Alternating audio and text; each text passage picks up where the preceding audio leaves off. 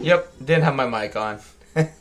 Welcome, Wilhelm. Welcome, guys, to the stream. Sorry, I was talking there and my mic was muted. But yeah, patch notes are out. I'm just gonna start with just playing the video just to see what they have to say about it. Cause going over it, it's a very, I know I'm going through it fast, but it is a very, very, very, very, very thick patch notes. Now, most of it, like, if we slow up, a lot of it is just, like, stat changes.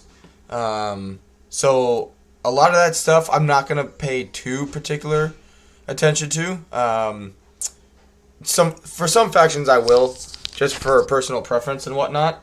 But for the most part, I'm just going to be focusing more on, like, the actual, like, information regarding the changes, like actual wording, and not just, oh, we're changing from 4 attack to 5, whatever.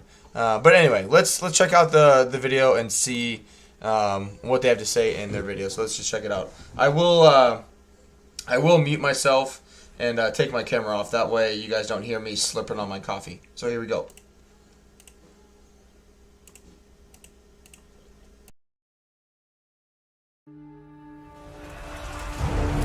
Sigmar be praised, patch 3.0 has arrived alongside the Forge of the Chaos Dwarfs campaign pack.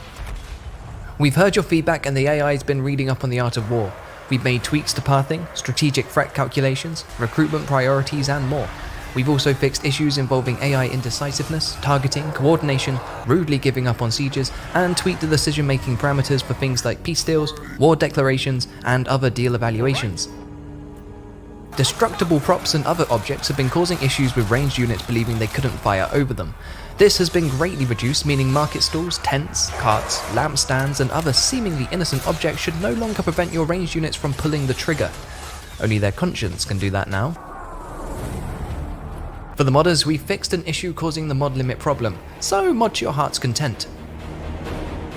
No one likes a diverted flight. We fired our navigator and recalibrated our compasses. A quirk loading players into incorrect battle maps has been addressed for both Realms of Chaos and Immortal Empires, so players should find themselves lost less frequently. Elsewhere, we've added a new panel to the campaign UI, allowing players to search certain items on the campaign map, making it quick and easy to look up settlements, provinces, factions, characters, landmarks, and resources. Speaking of adding things, we've included sticky tooltip options, meaning players can decide how long a tooltip window takes to open or stays open after moving away. Sticky tooltips and unit cards within tooltips might help you survive just that one wave longer when you test your mettle in endless survival battles.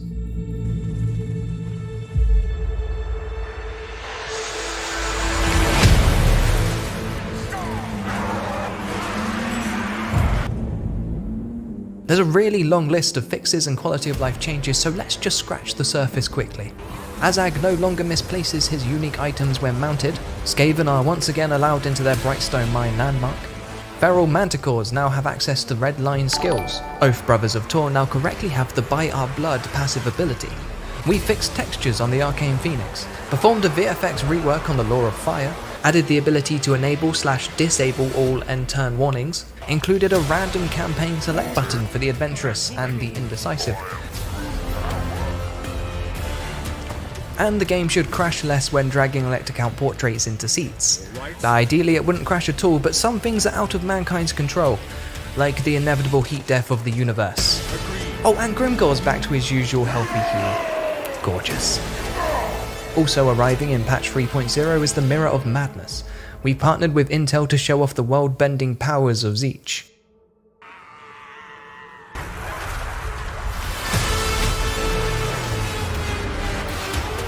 Increase unit and army sizes, play with ragdoll physics and gravity, and tweak any number of specific settings in the Infinite Portal game mode. Or undertake the Trials of Fate and win unique campaign items for your Demon Prince. Check out our dedicated Mirror of Madness video to find out more. Improved AI, emboldened ranged units, and a new look for Grimgor. All this and much, much more in the Total War Warhammer 3 Patch 3.0 update arriving on the 13th of April. There's a lot not covered in this video, so head over to the blog for the full patch notes.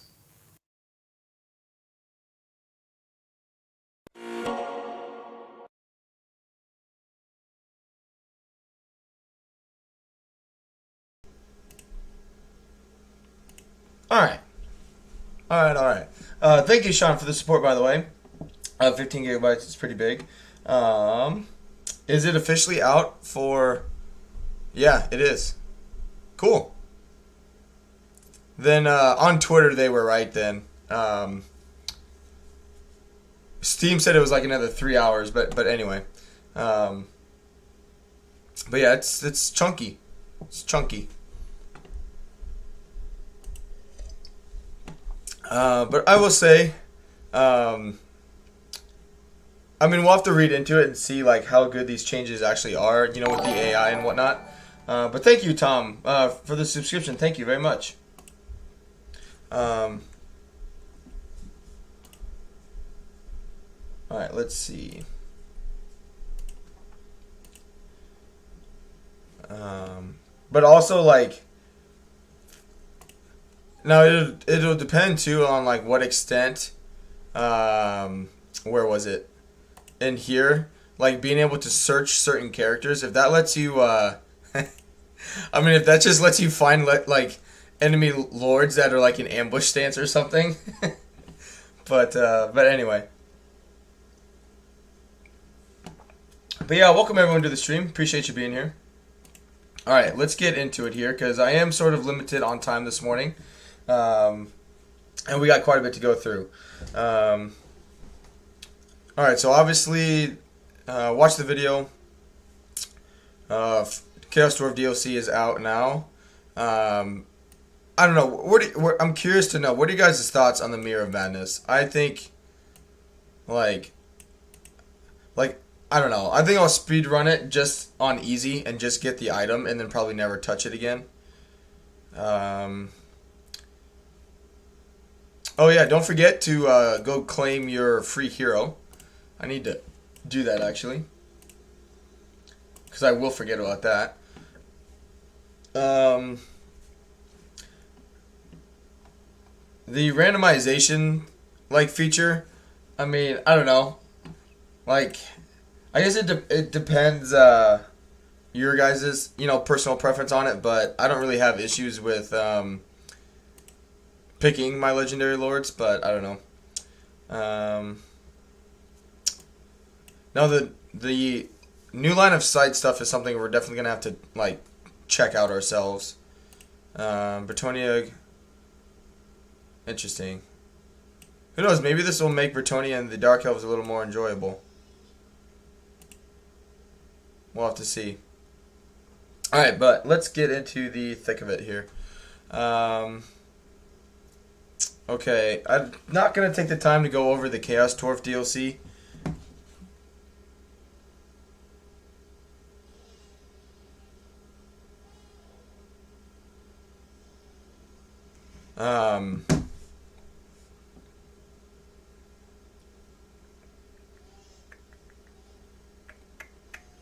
All right.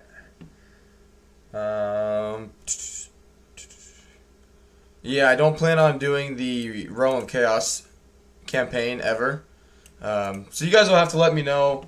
You guys will have to let me know if any of you guys decide to play the Realm of Chaos, if the drill part is enjoyable. I guess you guys will just have to let me know. It would be better if it instantly loads the campaign so you don't know or have time to change.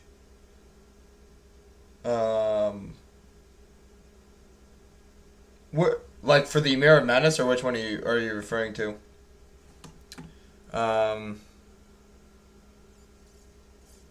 Yeah. Okay. Mirror Madness, I don't care about.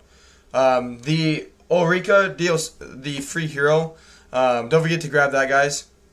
Go to your Total War. You know, if you have a Creative Assembly account, go to your Total War access, and you can claim her.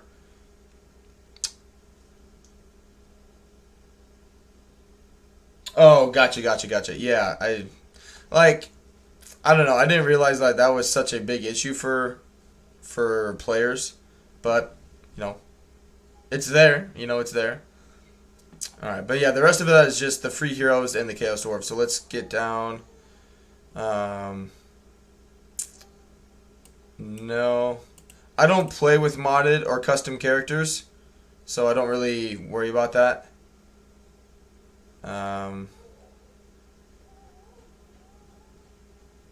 Just like random crashes. I mean, that's good. Fixing stuff when it's crashing, that's fine. Okay. Now preview landmark buildings to get access. That'll be handy. You know, like thinking about it, just because you'll actually be able to, you'll know ahead of time if it's actually worth going for. The first thing that comes to mind is actually like Legends stream he did of Scarbrand when people were arguing with him about the Bloodletter landmark. Now you can just, you know, hover over a settlement and it'll tell you if it's what it provides. I don't really play with a lot of mods that affect gameplay, so that doesn't really pertain to me, but now you can have as many mods active as you want. Yep, searching the items, that's fine. Multiple buildings that were randomly marked. Okay.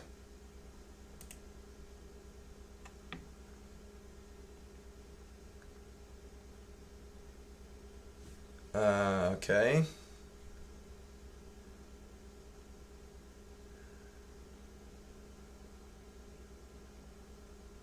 This is interesting. We'll have to find out which lords have a new starting location. I wonder if they're doing this to get ready for the next DLC already. Would be my guess. Is the fact that they're already rearranging some things just to kind of get people used to the new setup and layout. Yeah. Hey, Shats, welcome to the stream, man.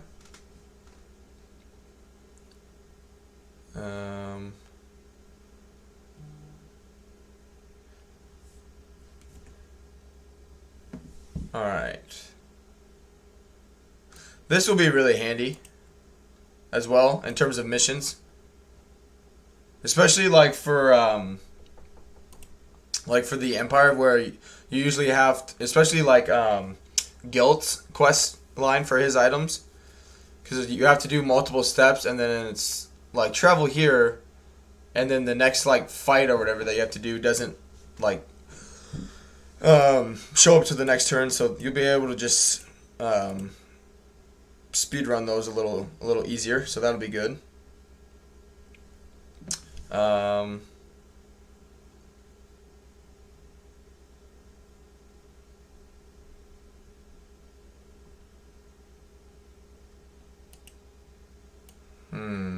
Okay. Alright, here's a big one. Walled settlement battles and battles in general have received improvements in the form of AI adjustments. Alright, this is going to be a big one. Battle AI, let's see what we got. Walled settlement battles. AI units will no longer double back on an approaching entry point and obstruct artillery units and attempt to reform themselves. Okay.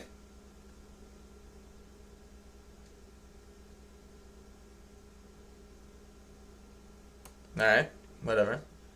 I'm not really sure what they're referring to there. I've never had the AI personally block their own artillery, so I'm just not sure how that, you know, has been looking, but units groups updated how attacking AI unit groups are distributed in wall settlement battles to better take advantage of units capable of assaulting gates. Okay. Alright, so they're just going to put their, like, siege attackers by gates.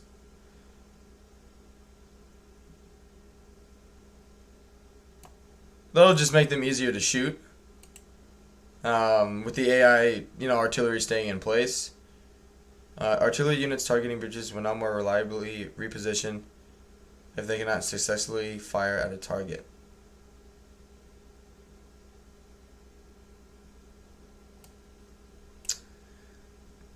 See, like this, in theory, I think sounds good, but it doesn't matter because they need to fix guard mode first, because guard mode currently doesn't work the way it should. Because like right now, I believe it still is in effect, unless it's later on in the patch notes. Like when an enemy or your unit runs out of ammunition and they're on guard mode, they still run into combat. So if you put them on guard mode and they're in a bad position, they should just not fire and let you manually tell them where to move. So we'll see about that one. Could be good. AI units will be less likely to blob together and will instead remain coordinated upon entering a walled settlement.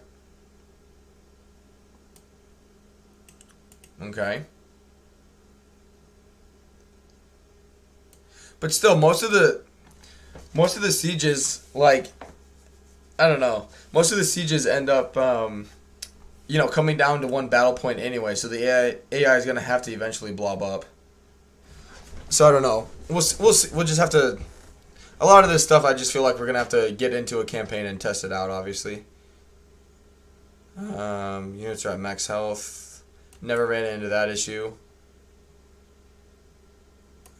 Same with units bracing instead of charging. Hey Nathan, welcome to the stream.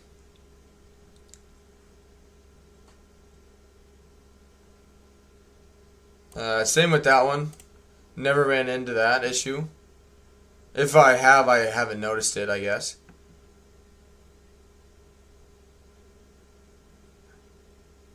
Oh, God.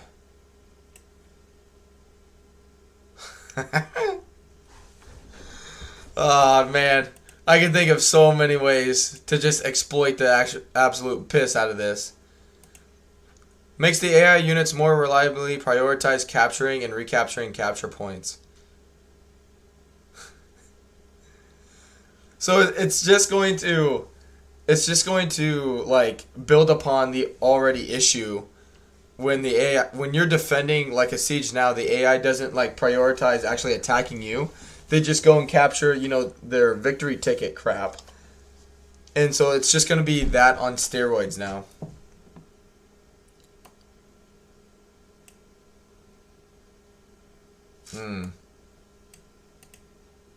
But then, yeah, I mean, when you're attacking, then you just send like a few units to go capture a point, and then by this logic, the AI will separate their forces even more. Just go recapture that one point that probably doesn't mean anything. And so what you would do is you'd go capture like a weaker like capture point, and then they draw their forces away from like a main ticket area, and then you go capture that and just hold on to it. Oh man. Again, we'll have to see. We'll have to see how it goes. Fix an issue in settlement battles where a defending AI becomes idle after morale breaks and flees instead of re-engaging. Never had that issue because I don't play with battle time. Same with that. Wall breaching. Solves an issue where units were not targeting closest available wall pieces. Okay. Not really. So far, a lot of it is just revolving around sieges. I'm not really too fussed about it, I guess.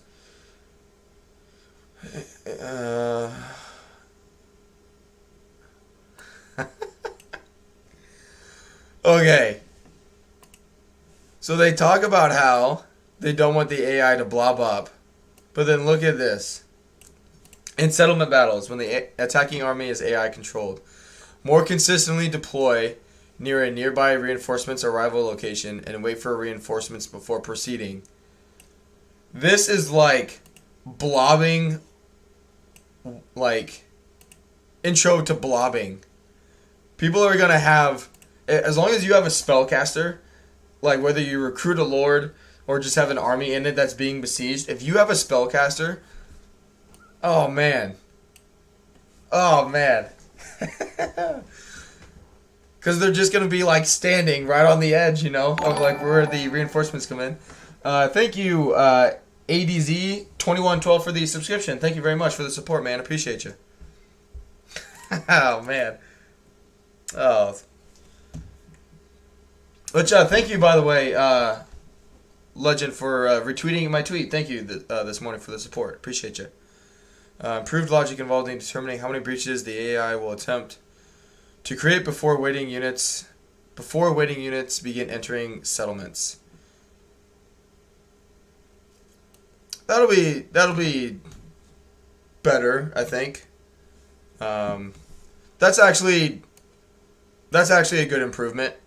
You know, that way, because the AI will put, you know, units in 4 different areas. That way, if they have 3 like holes into the wall or your settlement, the 4th one isn't out there just getting shot. I don't mind. That's good. That's good. Fixing an issue where AI units assaulting a settlement gate would abandon the assault. Yeah, again, never really ran into quite a few of these changes. And maybe I have and I just didn't notice it, so I'm not sure, but I don't know.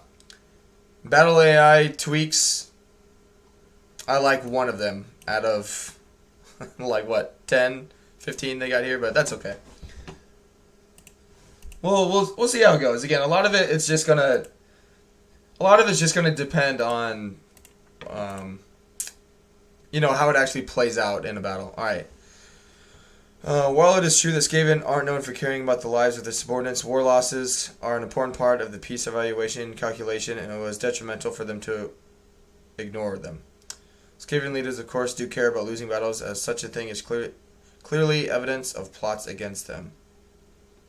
Okay. Alright, campaign AI. Adjusted the strategic threat calculations for immortal empires. Direct actions against factions are now more important in the calculation, and the importance of distance scaling has been increased, improving the way the AI will select the most relevant threats. Awesome. Fantastic. Fantastic. That's good.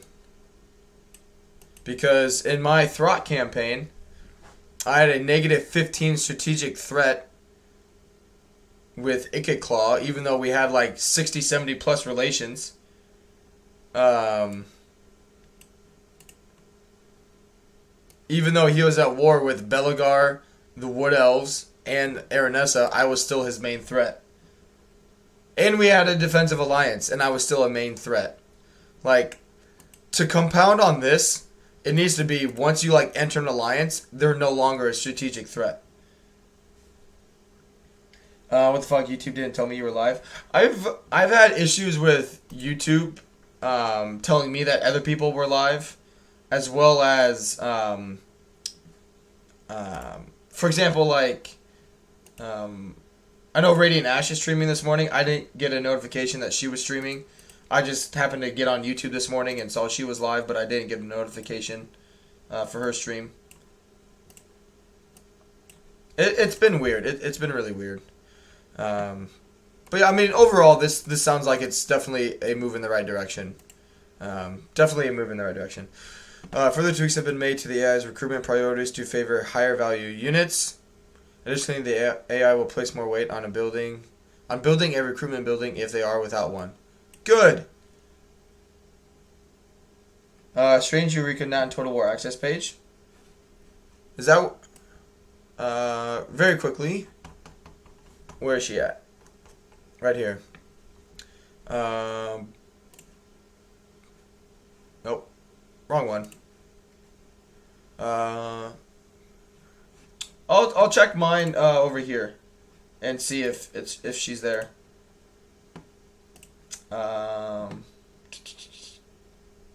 Nope, she's not there. Huh, I don't know. Anybody else running into that issue? Yeah, I don't have Ulrika there as well. That's weird. Yeah, I don't have her available.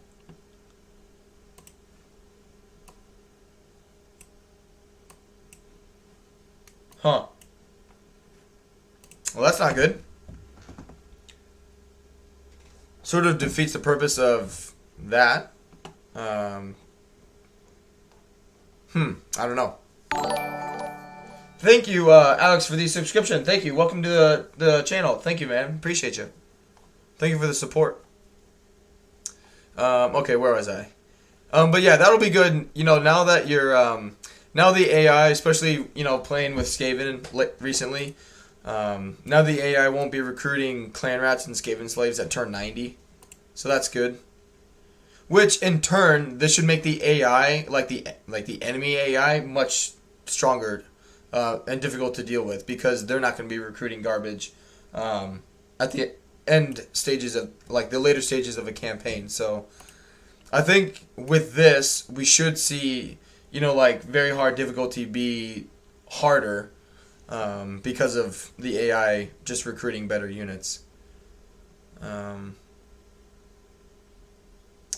Which were invalid, leading it to trying to perform moves which were invalid. Maybe them, like, going into channeling stance, but just like not going into any stance. I'm not sure.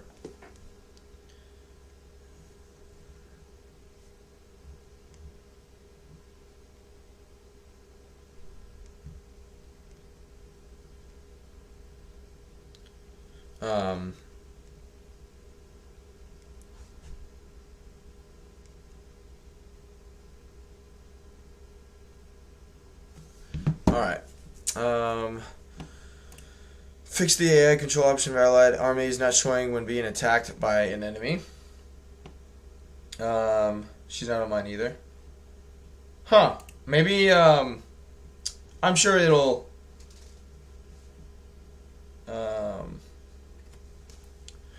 I'm sure they'll fix... Well, hopefully fix it sooner. Which... Yeah, already downloaded. RIP. I have to go to work today. Fix the AI control option for allied armies not showing when being attacked by an enemy.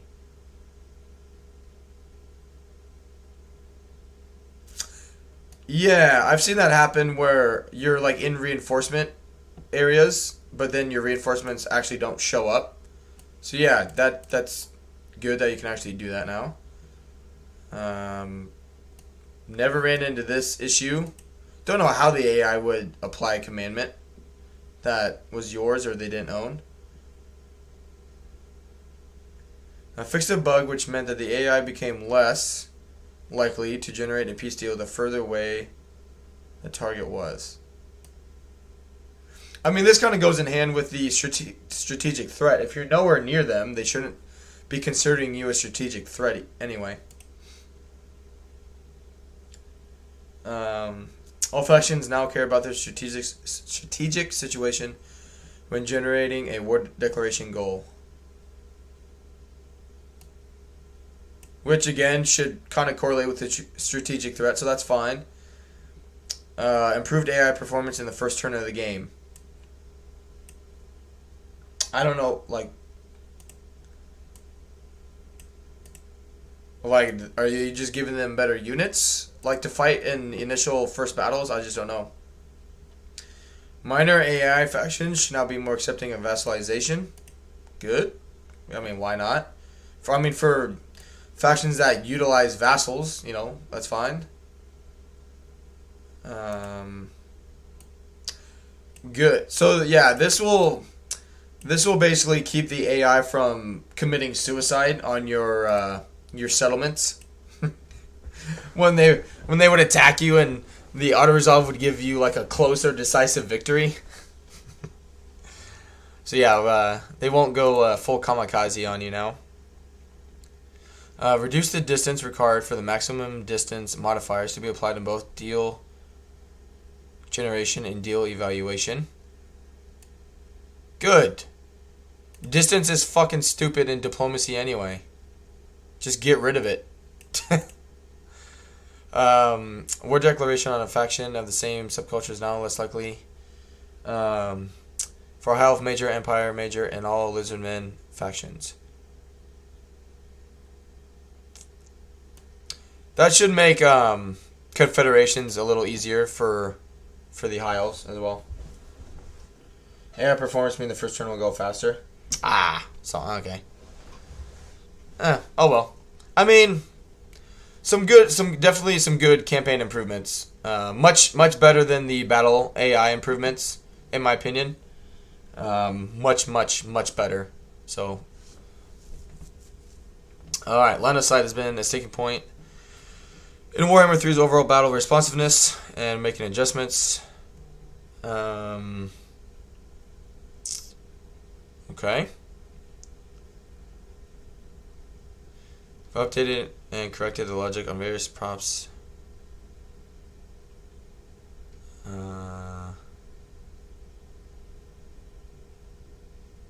Oh, okay. So these are just the props that were like blocking the line of sight. Okay. All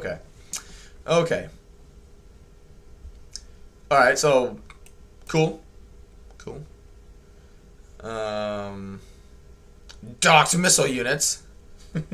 Oh man. I still don't think I've ever docked a unit to make it perform better. But who knows? You know, maybe they're actually, you know, useful now. We'll have to see. Updating, correcting the logic on various buildings to prevent artillery. Okay.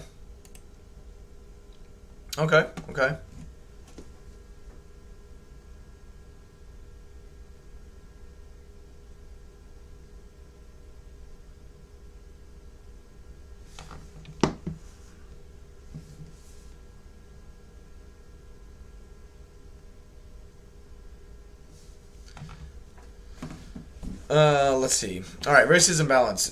Fix some general inconsistencies with units having or not having the siege attacker attribute. Alright. Fix the lore of Wild Spell Mantle of Guard not being able to be overcasted. Okay.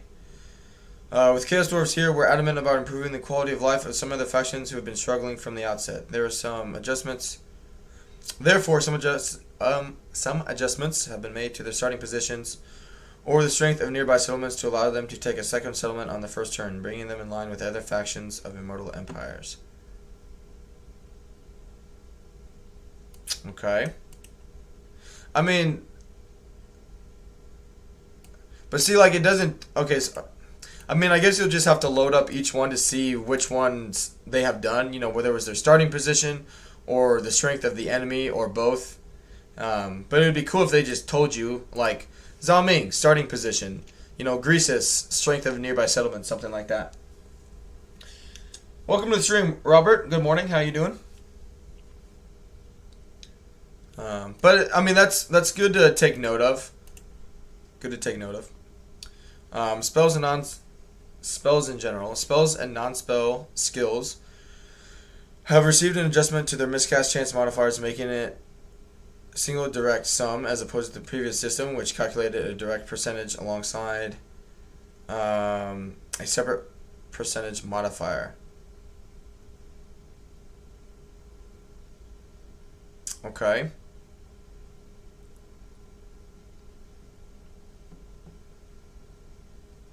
Oof.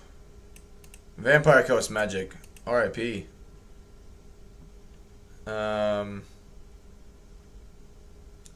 No. Not Mimi. It's not that big of a nerf to Plague. Yeah. So, I mean, yeah, it'll cost a little more Winds of Magic, but it also expands faster. So, even though it costs more, it'll be affecting more units faster. And joining the skill guides, thanks for the additional content. No problem, man. I'm glad you're enjoying them. Alright, yeah, we've seen the upgrades to Flamestorm and whatnot. Trying to see this. Still not that. Ooh, man. 4 winds of magic cost for the Talons of the Night. That's a big nerf. Oof. Big oof. Big oof. Yeah, I knew about the Dwellers Below 1 being increased. Same with the Pit of Shades.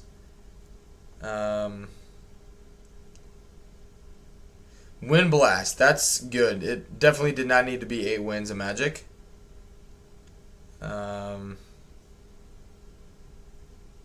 That's fine. Put Invocation of Nehek in there twice, I think. No, they didn't. No, they didn't. Okay. Oh, yeah, they did. Invocation of Nehek. Invocation of Nehek. Alright. Thank you. And thank you, Matter, for the subscription. I can't say that second word. Appreciate the support, man. Thank you very much. Alright, Master of the Dead. Reworked to be an intensity-based ability. Instead of the regeneration effect, increased based on the number of entities that are killed. Oh, and it is being changed to the number of enemies that are killed. Okay, that's fine. Yeah, that's. I mean, what it is, what it is. I mean, if you're using the Master of the Dead ability anyway, you're usually in a blob, and most times you're playing as vampire accounts with this, and they have Wind of Death, so it's not gonna take much to get that active, so that's fine.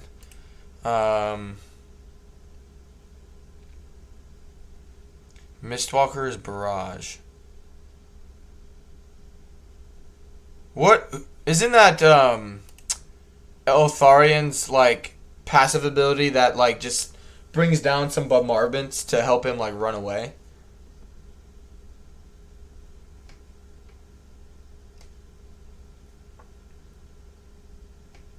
So yeah, that's a massive improvement. Shadow Shroud, I believe. Thank you, James, for the subscription. Thank you guys for the support. Shadow Shroud. That's Bellacor's ability. Got a pretty significant buff. Extra 2 seconds, but an extra 20% ward save. Oh man, that is that's massive. That's huge. And they also increased his unlimited winds of magic regeneration, but reduced his actual health regeneration by 0.1%. Yeah, we might have to play a Be'lakor campaign again sometime soon. God damn. Okay.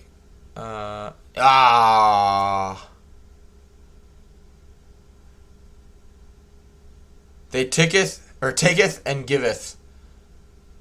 So this is going to massively affect Slaanesh units. Yeah.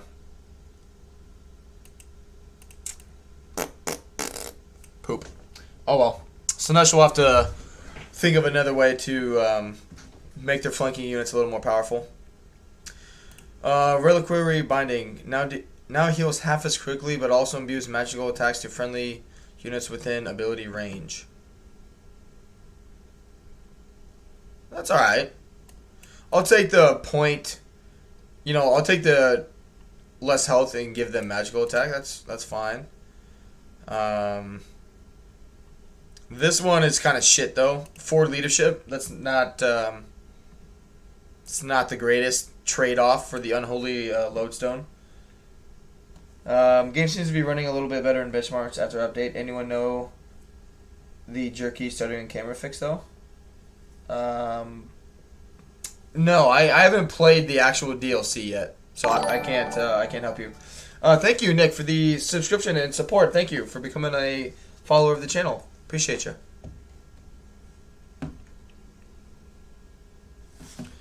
All right. Blade of Shadow. Nerf. Ah. So I mean, Be'lakor got a lot of side grades. Yeah. Plenty of stuff. Yeah. We're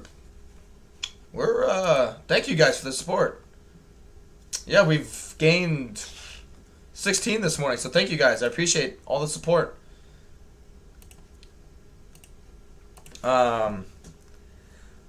Which the thing is though, like Bellacor's Blade of Shadow, I usually ended up getting the Sword of Cain with him anyway.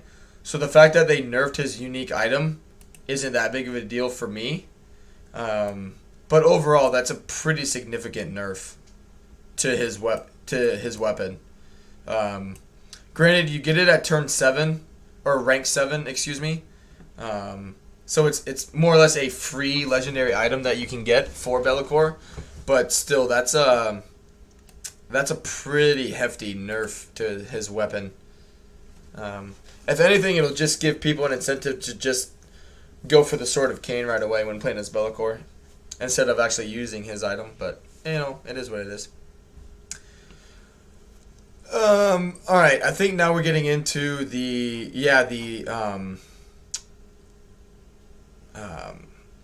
faction updates.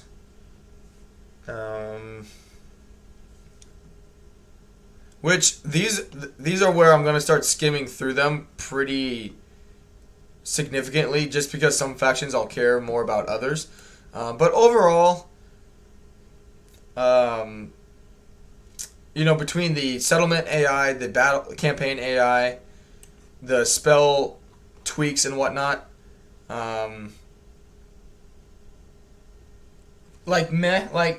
there are some good things in there. There are some so not great things, but it's average, I guess, so far. All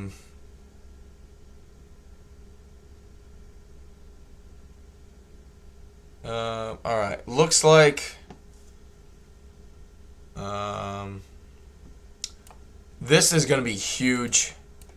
Increasing their entity mass, they're just going to be able to push through that much better. But it looks like the units for the Beastmen are all getting some pretty good buffs to their stats. Minus the Minotaurs here, but still, overall, some pretty good stat changes.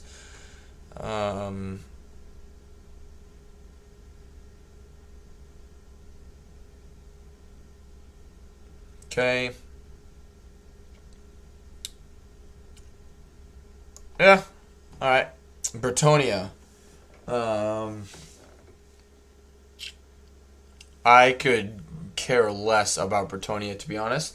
They're one of my least, if not my least favorite races in the game at the moment. Which it looks like they just got some stat buffs. Cool. Demon Prince. Updated various items on the Demon Prince to provide a greater difference in the weapon effects and added relevant lore to passive abilities. Did they make Daniel worth it? We'll have to check. We'll have to check and see. Added filters to the Demon Prince gear parts that allow you to search, sort, and filter by alignment of all the parts available. That's just quality of life. That's good. All right, should be good.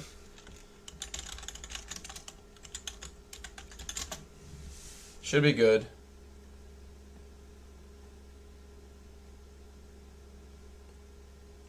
Yeah, figured out, and speaking with other creators with OBS and having Windows 11, apparently OBS and Windows 11 just have compatibility issues, and apparently they aren't too keen on fixing them like immediately, but yeah, so if you stream and use OBS, don't get Windows 10. Or if you have Windows 11, try and find something else, because I'm debating it.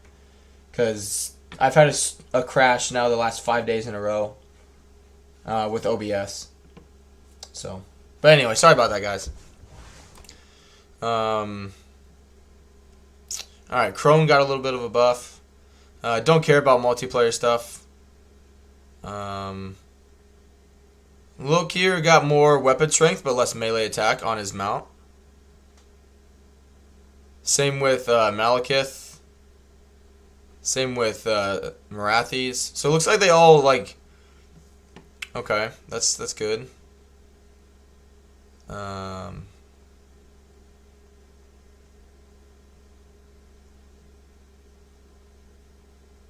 Yeah. Okay. Dwarfs. See if they've done anything with the dwarves. Now that the Great Shame has finally been reared, have upgraded the shields for the melee lords, heroes, and infantry, along with their recruitment costs tweaked.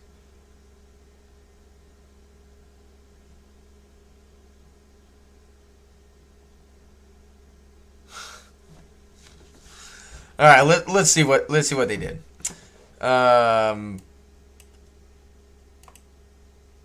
Okay. Okay. Garbage. It's cause he's too short.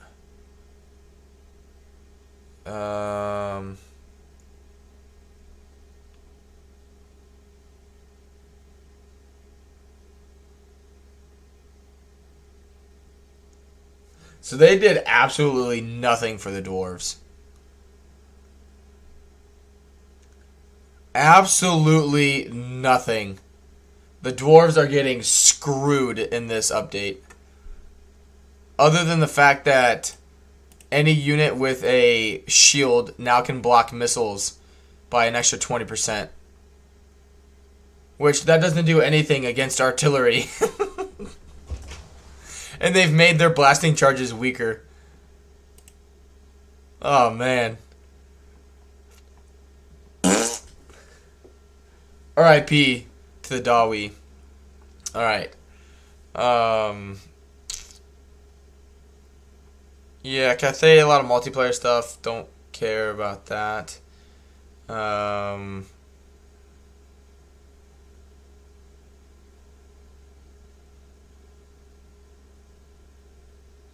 Okay. Yeah, just a lot of stat changes. Yeah, a lot of stat changes. I just don't. A lot of stat changes. Just 1 second, guys. I will be right back. Just 1 second.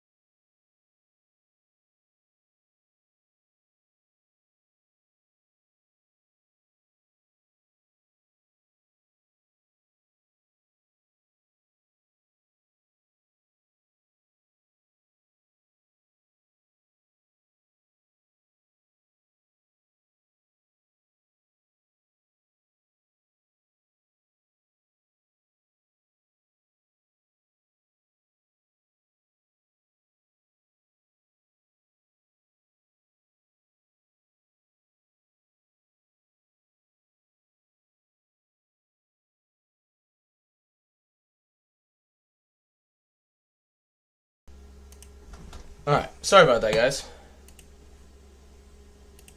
Alright, high elves. A few corrections and changes for the high elves this time around. Have to see what the cost increase or change is. But, I mean, anytime you increase the mass of a chariot or, like, cavalry unit, they're going to, you would think, perform better because they'll have a bigger impact. Yeah. And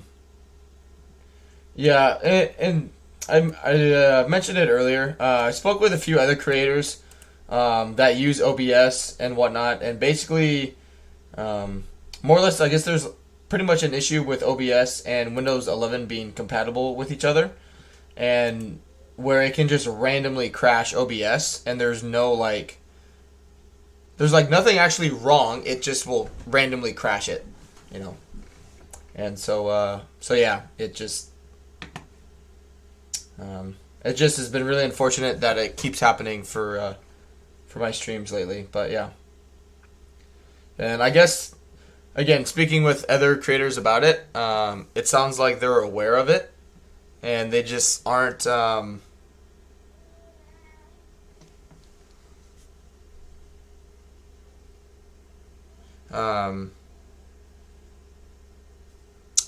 They're just not really, like, I don't know, motivated to fix it, I guess. I'm just not sure why. But yeah. So hopefully it does get resolved sooner rather than later. Warlines received a chunky buff in fire resistance.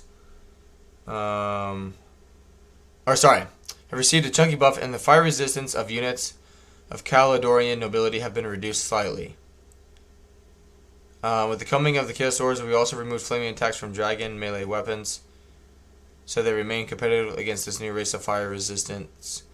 Breath attack is still considered a flaming attack. Okay. Is it still messing up?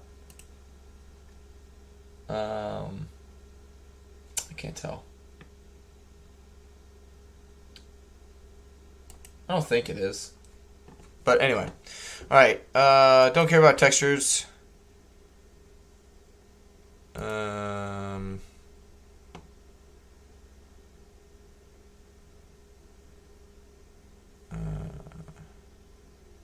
Fixed an exploit when Atharian could capture prisoners from reinforcing armies when in a lightning strike battle. Never had that because I didn't play as the High Elves before this patch.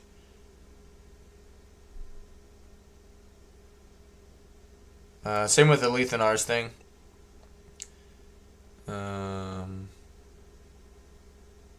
Okay.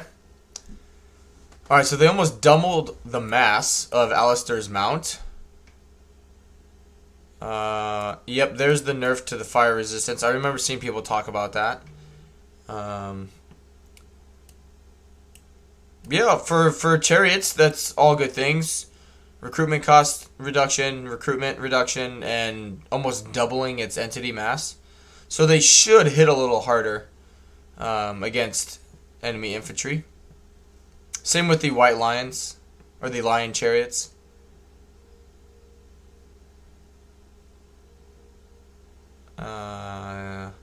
Not good for mages though, because it's going to make them harder, or it's going to make them larger targets for missile fire. So that's not great for the heroes, but for the units themselves, it's a good change. Let's see. Yep. Warlines got just any lion unit of the High Elves got a pretty significant buff. So cool. It's good to see. All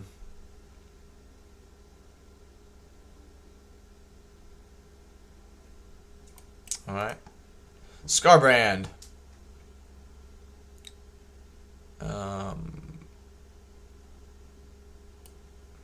Good, that should just make the AI Scarbrand more deadly to deal with. I mean, so far, a lot of the battle stuff makes it sound like the AI is just going to be more difficult to fight in the long run, with how the AI should respond a little better, as well as the units they're recruiting.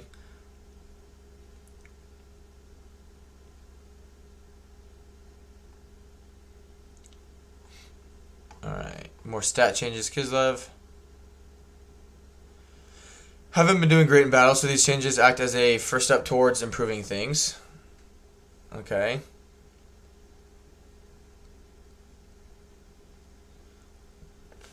Alright.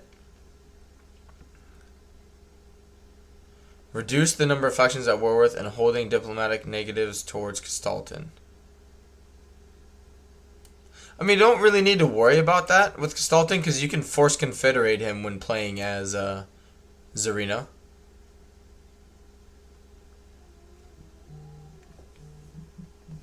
Having magical and frostbite on her mount, that's fine.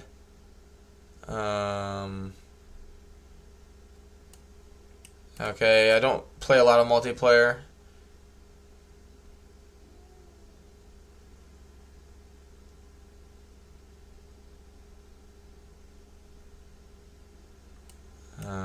Okay. So a lot of it is just stat changes.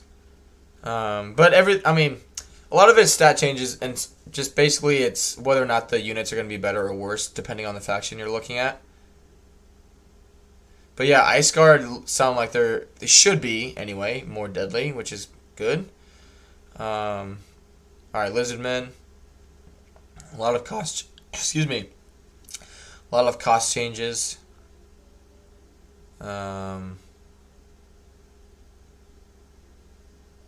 Cool.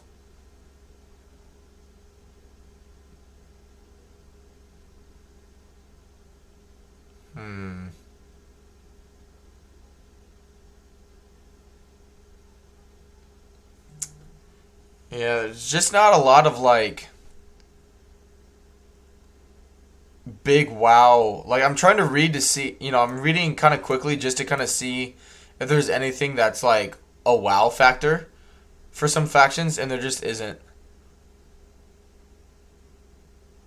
Other than like the initial costs of stuff and whatnot.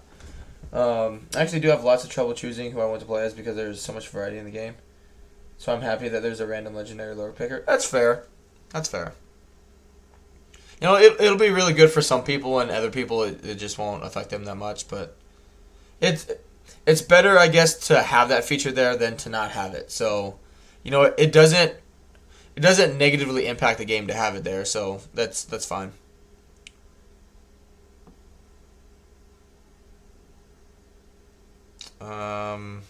I would take the physical damage over the missile damage, but is what it is. Don't care about the multiplayer costs.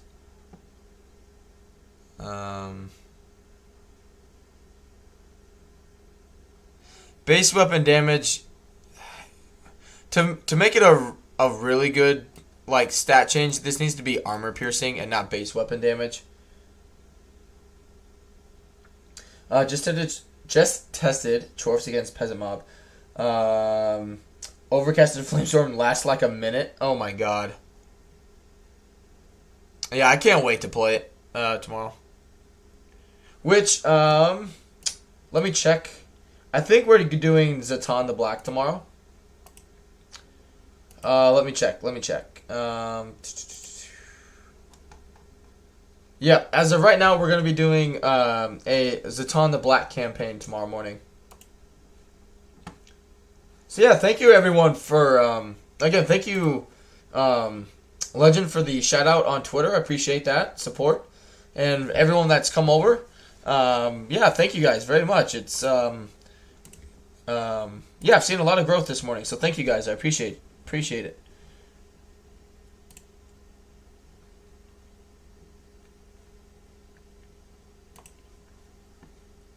Alright.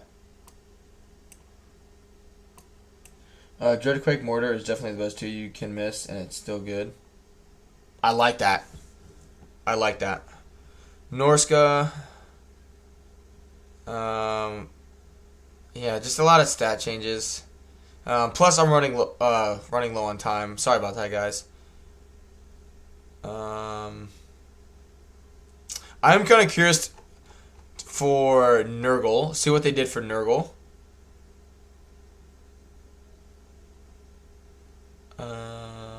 Made them... This is good. Get rid of the base weapon, give armor piercing. I'm good with that. Plus they're a little faster, they accelerate a little more, and they have a little more mass and leadership. That's good. Plus for an extra, what, 50 gold recruitment and 12 upkeep costs, those are some pretty good trade-offs. Yeah, you're getting all these buffs for a little bit more money each turn. That's good. No! They nerfed my Nurglings.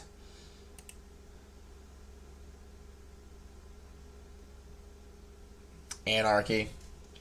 They removed the Carnosaur from the Lizardmen faction? They got rid of that unit?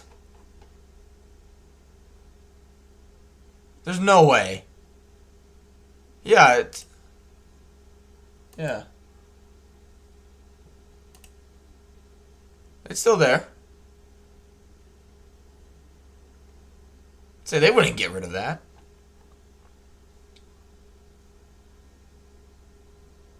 From the enemy.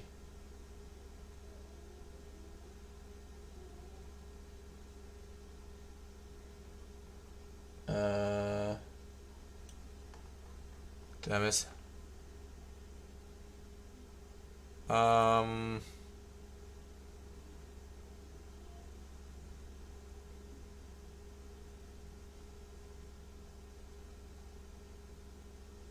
What Nurgle enemy? Because, I mean, Nurgle could be Festus or Kugath. And I know Kugath doesn't fight a Carnosaur early on. Oh, wait, I take that back. Maybe he does in that minor faction that he fights. I take that. Oh, right here. Okay. Sorry. Right over my head. Will no longer start mounted atop a Carnosaur because that's just cheating. Yes, it is. Good. I see what you're talking about, Mr. Azrael. Thank you. Yes, sorry. Right over my head. Thank you. Alright.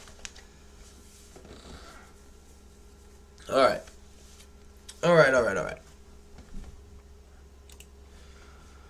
But yeah, they nerfed my Nurglings. The bastards. Oh well. Yeah, everyone's a little bit faster. That's good.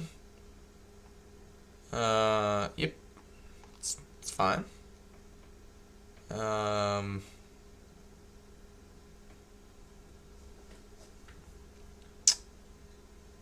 Chaos Knights are stronger. Yeah, I mean, overall, it looks like everything got a mostly speed buffs for Nurgle, which, I mean, that's what everyone was complaining about anyway, so that's good, you know. Make them a little faster. All good things for Nurgle. Ogres. Ogres haven't been doing great at all. What are you talking about? Only in battles. Yeah, I could care less about ogres. Skaven. These changes don't exist, but if they did, they'd go something like this. Poison wind mortars. Poison wind globadiers and mortars have had their armor piercing ratio flattened, while doom mules, plague monks, and sense bearers have received some buffs to make them more viable. We'll see what they are before I get too upset. 5+ leadership to rat ogres to Skaven technology. Okay.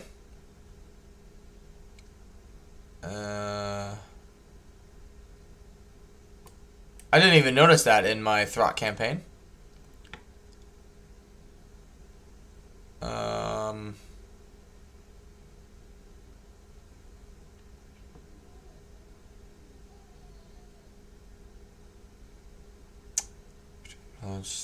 No, alright. I mean, yeah, there are a few updates there that are okay. The rest of it I'm not really too concerned with. Never took... I mean, that's good that it's there. That's fine. Alright, let's see what they have done.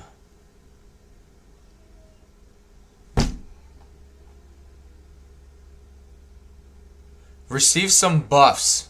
Their buff is getting 2 melee defense. and a little bit of upkeep cost reduction. I don't know, man. I guess you can call it a buff. I guess. That's not that big of a nerf, but we'll see. +2 melee defense, yeah, like, that might be the worst buff I've ever heard of.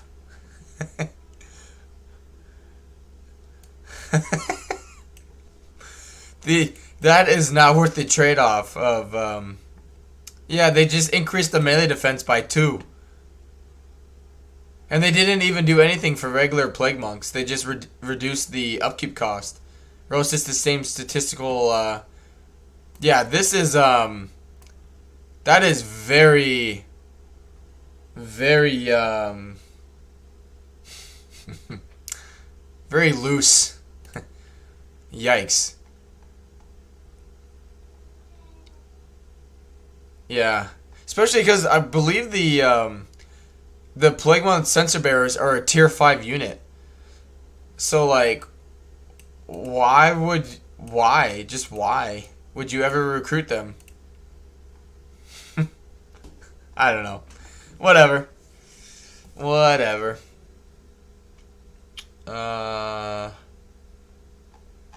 Overall, the Skaven definitely got nerfed. RIP. Unplayable. No, I'm kidding.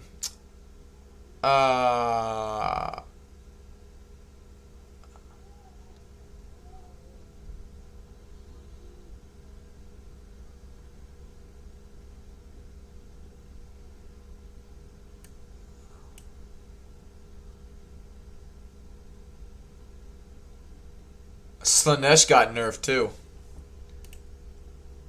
So yeah, your Marauders are going to be weaker, and they cost you more. Bad. There's nothing good about this change. Okay. I know you guys can see it, but look at this. Marauders and Hellstriders have been calmed somewhat, while Demonettes and the Keeper's Secrets have been buffed. So you're losing. You're paying more for a Marauder in initial recruitment cost and upkeep. You're losing physical damage resistance. You're losing a bonus versus infantry, and you're gaining 5 leadership and 5 armor for Demonettes. 10 armor doesn't do anything for you anyway. Oh, man. Why do they do this? Why do they do this? Nerfing the Demon Princes as well with less physical resistance. Thank you, Floorberry, for the subscription and support. Thank you for becoming a member of the channel. Oh, man.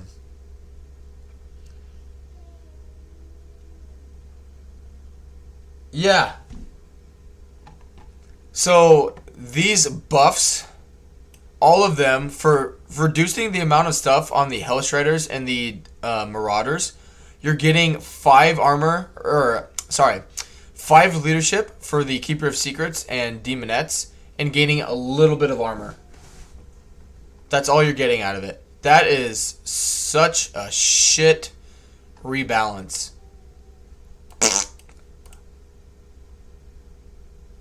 Yikes.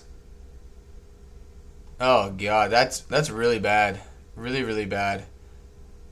Yeah, everyone's physical resistance got nerfed. I mean, people, the thing is though, like, a lot of the community was complaining that the game was too easy. So, I mean, they're making the game harder. So you can't, you gotta be careful what we, what we wish for, basically. So, yeah. It's definitely going to be challenging for, more challenging for, Nakari and Azazel. Yeah.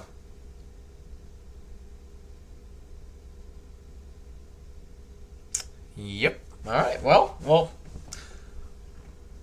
we'll have to see. The Empire. Demigryphs have been the focus on the Empire's changes in the patch. Buffs were therefore in order.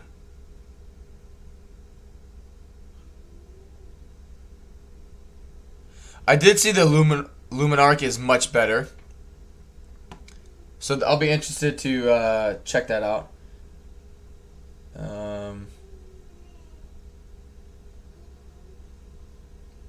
This doesn't take into account at all that Nikari shuts off on the donut with an extremely missile-heavy enemy.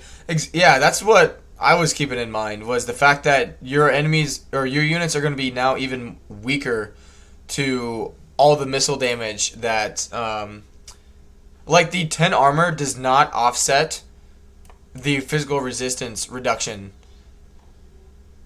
Yeah, the Nikari's gonna have a really I guarantee you the AI Nikari is gonna die instantly now in campaigns, especially now that earlier the high elves are going to like cooperate a lot better now with the AI and whatnot.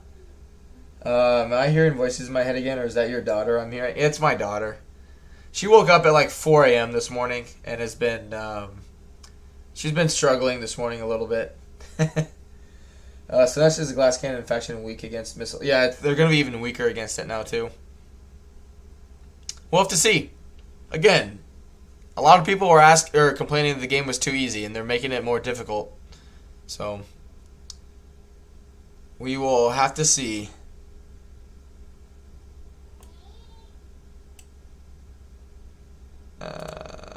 Not that big of a change. Yeah, they gotta start being a little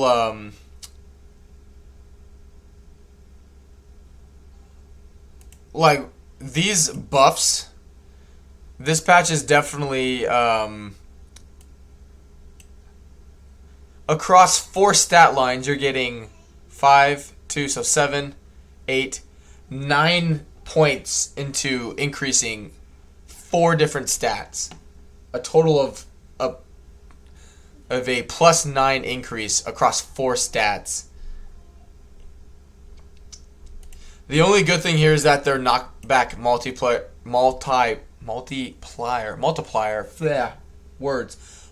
has been increased.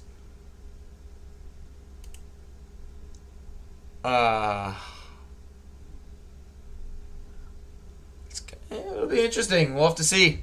We will have to see. Yeah, Tomb Kings didn't even really get touched.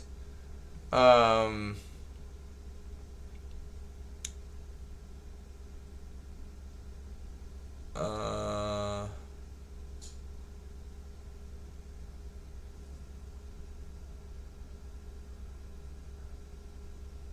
like how whenever you see a post asking why do people like Nikari, the top answer is always because he is Prince and Emperor. Alright. Looks like Sinch got a bit of a buff. More leadership armor, faster missiles, which are good. Because yeah, I have seen the enemy can dodge these pretty effectively. But yeah, so far looks like Sinch just got a straight up buff. So cool. Vampire Coast nerfed. I was kind of waiting for that one.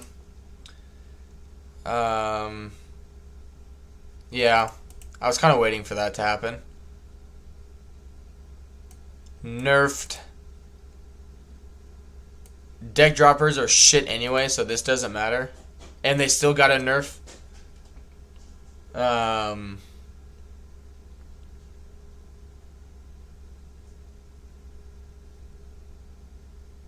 Animated Hulks were already shit, and they got a huge nerf with 15 less armor-piercing damage. Bad stuff for the Vampire Coast. Bad stuff. Vampire Counts.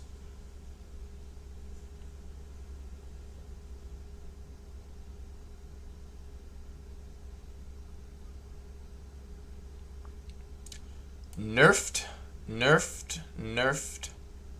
I mean, all magical attacks have been changed. I'll tell you what. Like, we as a community got to be careful for what we wish for. Because the majority, everyone was saying it was too easy. and they're definitely making things harder for quite a few factions by a lot of the nerfs and debuffs.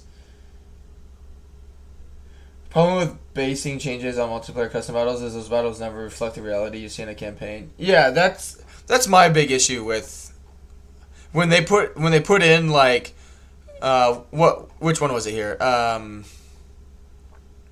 Yeah, doing relatively okay with land battles and domination. Quit using both to determine stats. Competitive multiplayer and campaign are two vastly different scenarios. They got to figure out a way to update things better in between the two. Maybe have two stat lines going forward, multiplayer and campaign. I'd be anything to keep the updates separate, or I mentioned it in a earlier stream, I think this week or maybe last week, of basically having two opt-in modes for the game. You know, just like if you're opting in between different betas or whatnot for the game. Just before you play the game, almost kind of like if you play with mods and it asks you oh, you have these mod actives, or you go to the mod manager, right? Just have when you go into the game, okay, you're playing a campaign, but do you want multiplayer stats or single player stats, that kind of stuff. Just like in Three Kingdoms with the romance mode option, it lets you pick between the two different kinds of game modes you want to play. Cause this constant retweaking and debuffing of units, lords, spells based on multiplayer, it's got to go away, because it's just the impacts are just more drastically seen on single player campaigns than multiplayer, in my opinion. How often do you use a tier 5 units before you win a campaign? Seriously, if I start with a tier 5, I keep it, but rarely do I recruit more before I get short victory. Agreed. Yeah, and the thing is, if it's later in the campaign and you haven't won, you're probably losing that campaign, so you're not able to get the higher tier units anyway. So, nothing wrong if you enjoy multiplayer. That's fine, but I'm not a fan of that it's used. I'm not a fan of how much or to the extent that it's used to change single player stats. Especially considering, especially considering the majority of the community plays single player compared to multiplayer. Wars of Chaos Beast Building now increases its Forsaken. Alright, that's fine.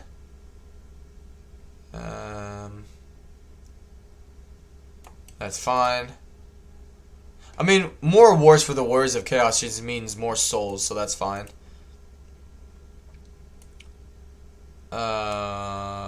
That's kind of just a side grade, depending on what you're going up against. Problem is that they would have to maintain two versions of the game. Yeah, that's I've thought about that too. That'd be a lot of extra coding. And basically double the amount of space you would need to play the game. Because it'd basically literally be two games in one. Alright.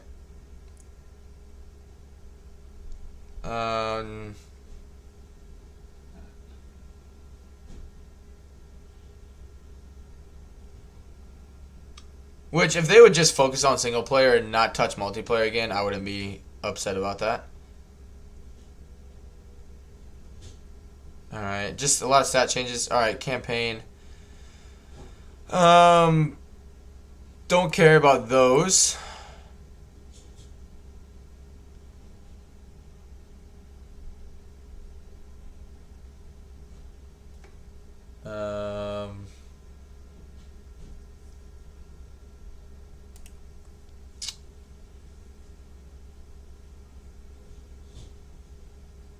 Don't care about the survival battles. Ambush battles. Okay.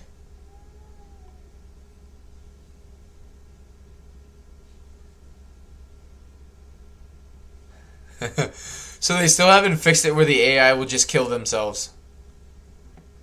or just run away. They've just fixed like maps on the for certain or ambush battles on certain maps. That's interesting. All right. A lot of it is just like visual updates from what I'm seeing. Yeah.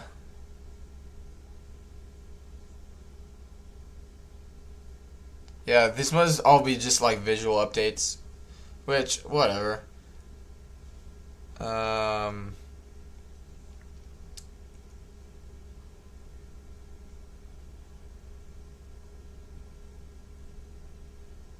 Don't care about multiplayer.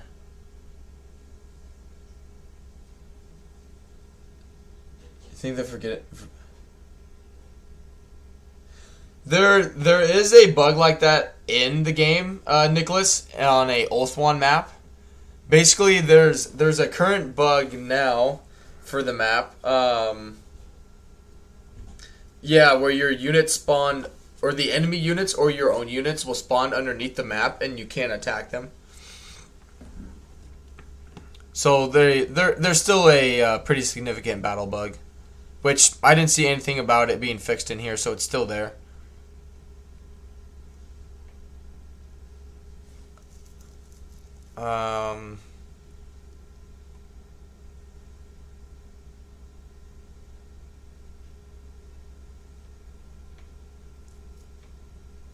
Well, a lot of this stuff, like, I'll like just leave it here so you guys can pause it and read it yourself. But a lot of this is just a lot of testing needs to be done to see how well they actually turn and whatnot. They basically, yeah. There's a lot of that stuff is just a lot of we need to test that out a little bit. Yep, saw that.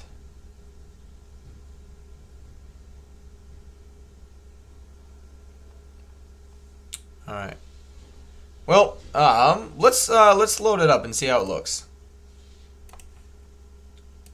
Because I do need to get ready for work. I need to shower and get ready. But yeah, I haven't like looked at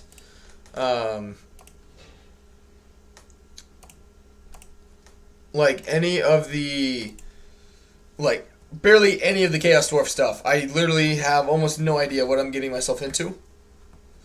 But tomorrow we'll be doing a Zatan the Black campaign. We'll be starting that in the early morning. Run a benchmark first to see if you got a performance improvement. Okay. I think my average beforehand was like I averaged like 130 FPS, I think.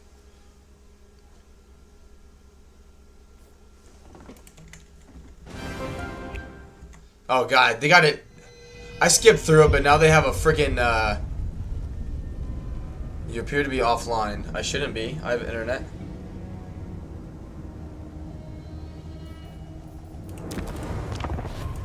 In the name of Magnus.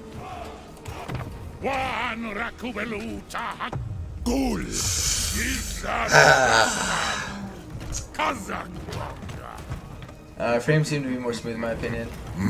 Oh no. Yeah, we got an Intel intro that I skipped through. But yeah, we got a new background. Alright, benchmark. Mirror Madness. Screw you. Where's it at? Options. Benchmark. Let's do battle. Alright, let's see how it goes.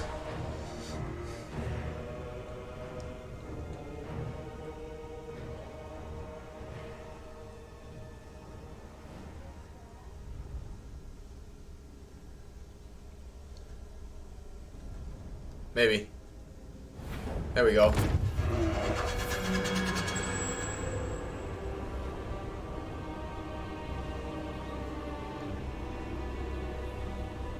What the hell?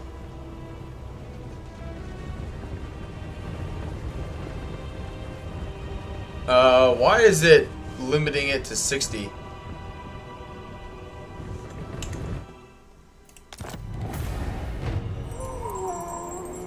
Yeah, it should be much higher than that. I must have a setting must have been turned on that's like locks it. Yeah.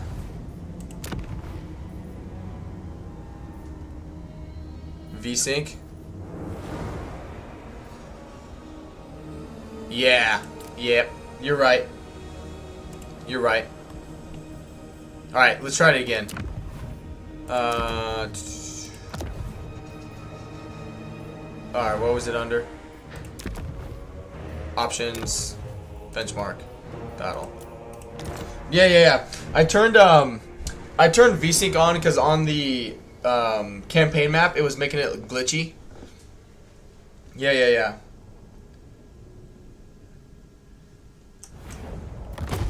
There we go.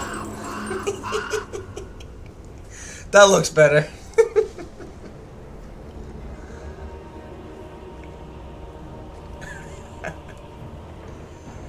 Yeah, it'll basically, if you know, like on my system right now, right, we're doing like almost 200 FPS, right?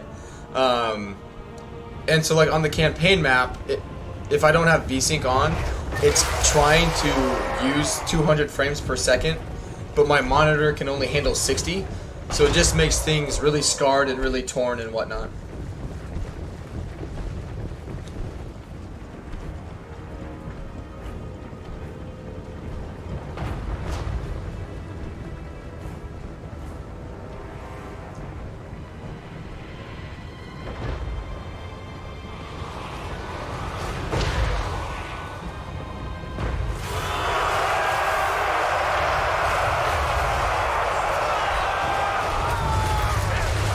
Yeah, so far it's doing better. It's doing. I mean, when I first got my system, it was doing like 120 FPS here. So it's definitely doing better.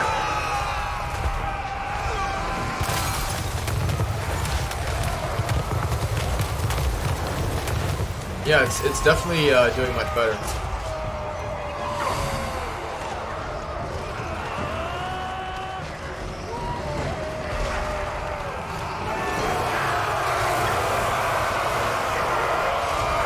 I think the lowest it's dipped was 137. So yeah, I mean my average, it's definitely performing better. Definitely performing better. Because my average, again, when I got my computer a few weeks ago, was like 123 FPS or something like that. So it's definitely an improvement. But yeah, good stuff.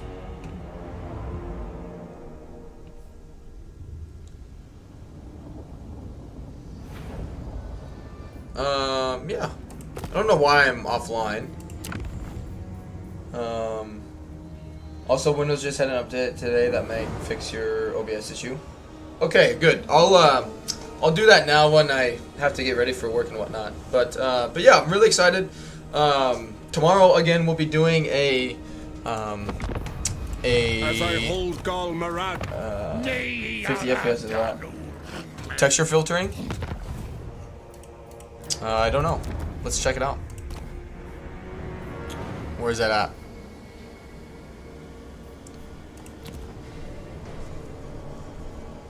I don't know. I just know I have it on this. But yeah, good. Good. Alright. So yeah, tomorrow we'll be playing as Zatan the Black. Oh man, I can't wait for this stuff.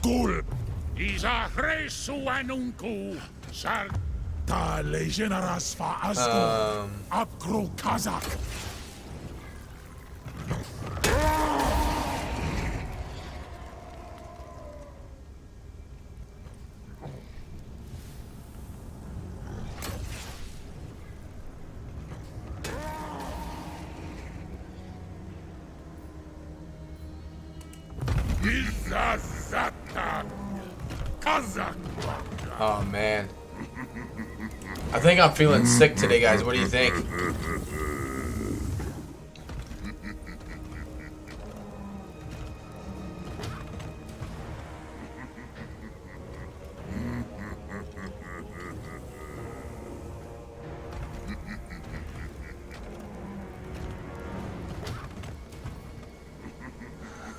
Oh man, I can't wait for this. All right, but yeah, thank you guys. Let's see who else is streaming today, and let's send you guys over there. Mute it. If you guys want to go check her out, Radiant Ash is playing as Draz. So if you guys want to go check her out, she's doing some Chaos Dwarf action. Sorry that I'm not able to stream it today, but again, I need to be, I guess, somewhat responsible and go to work. And I need to shower and make myself presentable. That way I don't smell like Nurgle or something like that. But thank you guys for the support today. Thank you again for all of you who have joined the channel. Thank you for support there. And I will see you guys tomorrow morning for the first Chaos Dwarf campaign. So until then, have a good one, guys, and I will see you tomorrow. Bye.